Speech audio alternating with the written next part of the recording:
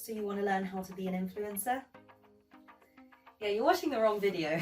This video is if you want to find out more about how influencer marketing differs from B2B to B2C. So we're not talking about this kind of influencer, or this kind of influencer. Let's get to it.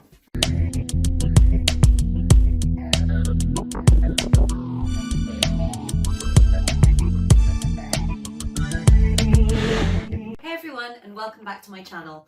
My name's Eva and I've been Customer Success Director at Analytica, a B2B influencer marketing software business for the last 2 years. Now, when I started out at Analytica, I didn't have a clue what B2B influencer marketing was. And I've come to understand so much about the industry and how it's different from the typical ads that we see on Instagram from the influencers that we know. So I'll take you through what influencer marketing is really like in B2B and just myth bust some of the common misconceptions around it. Let's start off with, what is influencer marketing in general? And at a fundamental level, all influencer marketing is word of mouth. So leveraging other people to help endorse the products and services of your brand. Now, since we have so much more access to social media, it's given a voice to every single person. So anyone out there who can get their message out can end up being an influencer. That includes your friend who's telling you that they're using this new makeup brand, whereas at a business level, it could be one of your colleagues who's using a particular software that they find useful. In both cases, it's simply another person recommending something. So how is it so different in B2B versus B2C? Well, we'll start off with what a typical influencer looks like. So when you hear the word influencer, you probably imagine something like this.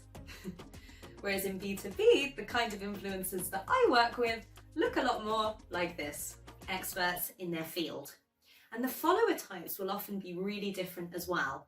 So if you take someone like Kim Kardashian, she has 180 million followers, whereas a top influencer in the edtech space, for example, might only have 50,000, but they're still the top person to go after because they have an expertise within that field. So the types of influencers you work with in B2B and B2C will be very different. The second core difference is the way that you engage with influencers.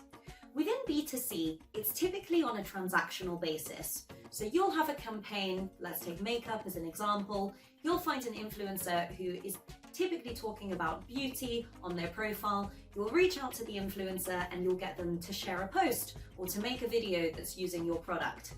In B2B, that works slightly differently. So it's no longer on a transactional basis, but it's more on a longer term relationship. You'll still ultimately be creating content with the influencer, but the type of content will be very different. B2B influencers prefer to work with brands who are very relevant to their niche audience and who have something interesting to offer. They won't just work with anybody. The third key difference is who the decision makers are and what kind of costs are involved. So if you think about it, for a B2C brand, they just need to convince one person, one user to go and buy something, whether that's in a shop or whether that's online. Whereas in B2B, if a business is making a decision, you can see that the stakes are a lot higher. You wouldn't want to bring something into work that doesn't work well, because then the blame is all going to go on you. So there are typically a lot more decision makers involved. The business could be spending tens of thousands of pounds on a particular service. So the stakes are much, much higher within B2B and there are more decision makers involved. Final key difference is the conversion time. How long does it actually take you to order something online? Probably just a few clicks, you've put it in your basket and then you've ordered it. Really simple. It just takes you to make one small decision, and that's why a lot of B2C campaigns will focus on that impulse buying. So I want to show you something that's really appealing and that will get you to buy straight away. Whereas that's very different within B2B. As we said, because there are so many different people involved, the business might only make decisions on what products and services they're going to procure for the business once a year. So it's going to take quite a long decision process with a lot of different people involved. So the time it takes to make a decision is going to be much longer. That means they don't have the same opportunity when you're advertising or marketing within B2B to just focus on someone making an impulse buy decision.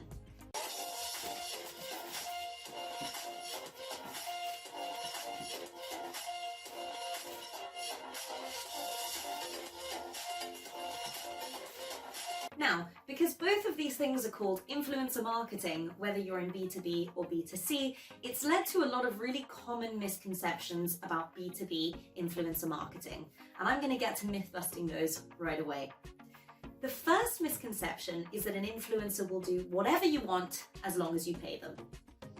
And that may be true in some B2C cases. I was watching Kim Kardashian on Letterman, and she said that she's endorsed so many products and services that she didn't really use just because she got paid to do them. Whereas in B2B, I can guarantee you this is not going to work.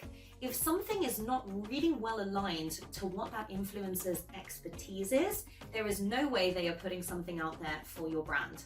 In fact, they typically won't do things just because they're paid to do them. They want to make sure that there is really great alignment, that their audience is going to care. Otherwise, they'll start losing that audience because they're not that credible anymore. In particular, within B2B, they're focused on a very technical area of expertise or knowledge. So if they're not keeping this consistent with the brands that they're working with, they'll instantly lose their credibility. So in B2B especially, you can't just pay an influencer and expect that they'll say whatever you want them to. In fact, I flat out heard an influencer say on a call with a customer that your content is really boring and you should make it better. So an influencer is going to tell you what they're thinking within B2B. Common misconception number 2, influencers are really expensive to work with. And yes, they can sometimes be expensive, but influencers don't actually, within B2B, they don't actually state monetary compensation as the number one thing they want to get from an engagement with the brand. In fact, more often they're looking for a longer term relationship where they can be a partner with a brand and help to come up with very useful content for the audience. So money is not always the number one thing. And typically within B2C, it will be much more expensive to get an influencer to show up to an event. But if you can offer the influencer a lot of value in B2B, you don't have to be spending a lot of money. Or in some cases, you don't have to be spending any money to work with them.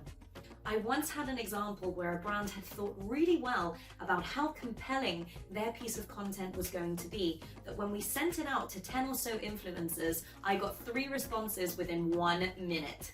That's how interesting it was. And they required no upfront payment. So there will be great opportunities to work with influencers, not just micro influencers if you're not offering money, but you have a good value proposition. Common misconception number 3, followers equals influence. Now, what we found from our software is that this is definitely not always the case. For one, people can just buy followers nowadays. What you really need to be looking at, and B2C is coming onto this as well, is the engagement that the influencer is receiving. In particular, within B2B, you want to look at how much engagement do they receive, not when they post about a cat, unless it's cat services that you're going to be selling, but when they're posting about the key topical area that your audience cares about. So if you know that when they post about cloud computing, they're receiving a lot of engagement, that's the type of influencer you want to work with. Common misconception number 4 is that the same rules apply within B2C as they do within B2B. And this is definitely not the case. For one thing, the channels you'll be using will be really different. Typically within B2C, things are done on Instagram or TikTok or Facebook, whereas for B2B, channels such as LinkedIn and Twitter and blogs will be much more important. So the same rules do not apply within B2C and B2B. And if you're interested in finding out how to make B2B influencer marketing work for your brand, watch on for one of my next videos. So there you have it, the key differences between B2B and B2C influencer marketing. I hope you found this valuable, and if you did, please like this video, hit subscribe and hit the bell to make sure that you get access to more entertainment, inspiration, and practical tips. Thanks for watching.